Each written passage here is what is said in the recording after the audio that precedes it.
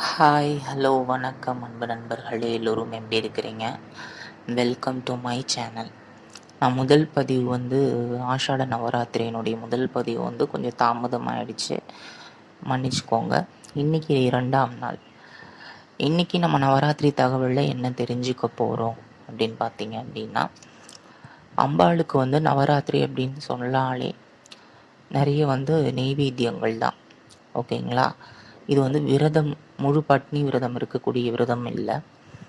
So விருப்பப்பட்டவங்க இருப்பாங்க. ஆனால் பிரதானமாக அம்பாளுக்கு நெய்வேத்தியம் வச்சு நம்ம விரதம் இருக்கிறோமோ இல்லையோ, கடவுளுக்கு நம்ம தினமுமே நெய்வேத்தியம் வைக்கிறது பழக்கம் இல்லைங்களா? இப்போ நவராத்திரி காலங்களில் சிறப்பு வாய்ந்த நாட்களில் நம்ம நெய்வேத்தியம் வைக்கணும்.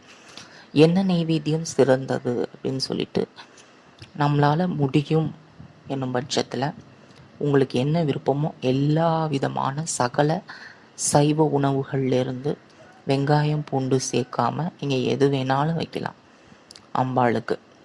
ஓகேங்களா?